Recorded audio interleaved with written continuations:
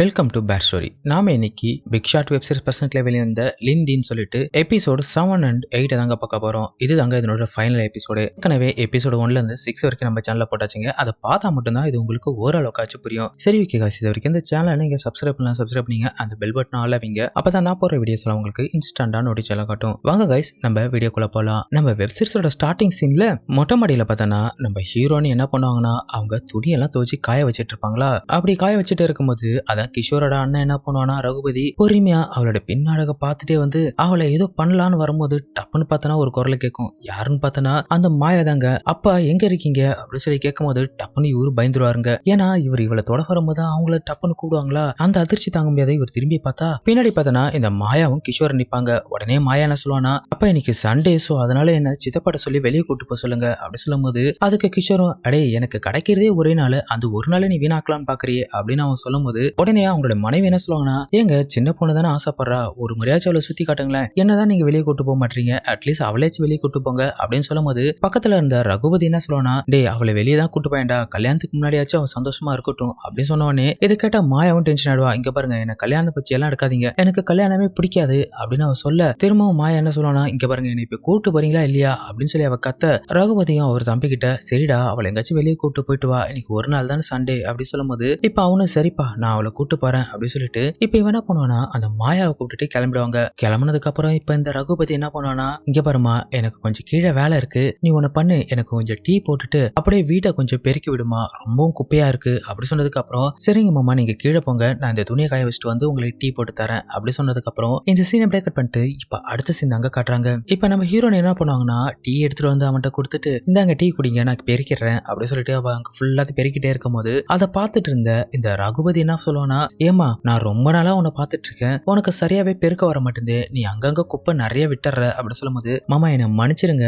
நான் எங்க வீட்டுல இது மாதிரி வேலை எல்லாம் செஞ்சது இல்லையா, சோ இப்பதான் முத செய்யறேன், அதனாலதான் கொஞ்சம் கஷ்டமா இருக்கு, நான் சீக்கிரமா பழகிடுறேன் அப்படி சொல்லும் போது இல்ல நான் உனக்கு அது எப்படி பெருக்குன்னு சொல்லி கொடுக்குறேன் அப்படி சொல்லிட்டு இப்ப இவர் என்ன பண்ணுவாருன்னா அவளை பின்பக்கமா வந்து அணைச்சு பிடிச்சிட்டு அந்த தொடப்பத்தை வச்சு எப்படி பெருக்கிறதுன்னு சொல்லி கொடுத்துட்டு இருப்பாரா. சொல்லி கொடுக்கும் போது இவர் ஏற்கனவே இவர் மேல ஒரு வெறியோட இருப்பாருல்ல, சோ அதனால சும்மா இல்லாம அவளை கண்ட இடத்துல தொட்டு மூட ஏத்த அதை உணர்ந்த அவ உடனே அந்த ரகுபதியை தட்டி விட்டுட்டு, இங்க பாருங்க இந்த வேலையெல்லாம் என்கிட்ட வச்சுக்காதீங்க, உங்களுக்கு வெக்கமா இல்லையா, உங்க தம்பி பொண்டாட்டி இப்படி தப்பான இடத்துல தொடறீங்களே அப்படி சொல்லும் போது இங்க பாரு நான் ஒண்ணு தப்பான இடத்தெல்லாம் தொடல, ரொம்ப நாளா உன்னை எனக்கு பிடிச்சிருந்துச்சு, சோ அதனால தான் உன்னை தொட்டேன், உனக்கு ஒண்ணு தெரியுமா, என்னுடைய பொண்ணு இருக்கா இல்லையா, அவங்க அம்மா என்கிட்ட எவ்வளவு சந்தோஷமா தெரியுமா இருந்தா, கடைசி வரைக்கும் என்கிட்ட அவ்வளவு சந்தோஷம் அனுபவிச்சா, சோ அதே சந்தோஷத்தை உனக்கு கொடுக்கலாம்னு நினைக்கிறேன், தயவு செய்து என்னை தடுக்காத அப்படி சொல்ல உடனே அவளும் என்னை தொடர வேலையெல்லாம் வச்சுக்காதீங்க அப்படின்னு சத்தம் போட இப்ப என்ன பண்ணுனா, இங்க பாரு நான் சொல்றது கேளு, நீ ஒரு நிமிஷம் எனக்கு ஒத்தழி, அதுக்கப்புறம் நான் யாருன்னு உனக்கு காட்டுறேன் அப்படி சொல்லிட்டு அவளை திரும்ப வலுக்கட்டாம இழுக்க அவளாலையும் அவரை கொஞ்ச நேரம் தாங்க சமாளிக்க முடியும். கொஞ்ச நேரமா தள்ளி பார்த்தவ அதுக்கப்புறம் அடங்கி போயிடுவாளா. அப்புறம் என்ன, ரகுபதி வேற வீட்டுல யாருமே இல்ல, மாயாவும் கிஷோரும் வேற வெளியே அனுப்பிட்டான் இல்லையா, சோ அதனால இந்த மூதேவி என்ன பண்ணுனா இந்த நடு ஹால்ல வச்சு அவளை மேட்டர் பண்ணிட்டு இருப்பாங்க. கொஞ்சம் மச்சவனுக்கு அறிவு இருக்கா, பண்றதே திருட்டு மேட்டர், இதுல வந்து ஹால்ல வச்சு வர பண்ணிட்டு இருக்கான். இப்படி அவன் நல்லா மேட்டர் பண்ணிட்டே இருக்கும் போது இப்ப இதே டைமுக்கு இந்த கிஷோர் இருக்கான் இல்லையா, பாயில கூட்டு வெளியே போயிருந்தான் இல்லையா, அவன் திரும்ப வந்துருவாங்க. வந்தவன் வாசல் நின்னுட்டு இந்த மாயாவை கூட்டு போனது காசு ரொம்ப அதிகமா செலவாயிடுச்சு, கையில காசு வேற பத்தல, அதனாலதான் அவளை இங்க விட்டு வந்துட்டோம், சரி நம்ம போய் காசு எடுத்துட்டு திரும்ப மாயா கிட்ட போவோம் அப்படின்னு சொல்லிட்டு வீட்டுக்குள்ள வந்தா இந்த மூதேவி நல்ல மேட்டர் பண்ணிட்டு அவளுக்கு துணியை மாட்டிட்டு இருக்கும்போது இவன் பாத்துருவான். பார்த்த உடனே காண்ட்ல டா என்னடா பண்ற அப்படி சொல்லி கேட்க நம்ம ரகுபதிக்கு என்ன பண்றதுனே தெரியாது, திருத்துன்னு முழிக்க உடனே கிஷோரும் கிட்ட போனவன் அவன் அண்ணனை போட்டு நல்லா அடிப்பாங்க. அடிச்சுட்டு இவ்வளவு பெரிய மனுஷனா இருக்க, உனக்கு அறிவு இல்ல, உன் பொண்ணு வயசாகுது, அதுவும் அவ என் பொண்டாட்டி, உனக்கு என்ன முறை வேணும், அவளை போயிட்டு எனக்கு தெரியாம கூட்டு வச்சு மேட்டர் பண்ணிட்டு இருக்கியாடா அப்படி சொல்ல, இல்லப்பா உன் அண்ணி செத்ததுக்கு அப்புறம் நான் தனியாவே இருந்து பழகிட்டேன், பத்தாவதுக்கு நீ மேட்டர் பண்ணும்போது அந்த சத்தம் எல்லாம் கேக்குதா, சோ அதனால எனக்கு பொறுத்துக்க முடியல, அதனால தான் நான் இப்படி பண்ணிட்டேன், நான் மன்னிச்சிரு அப்படி சொல்லும் போது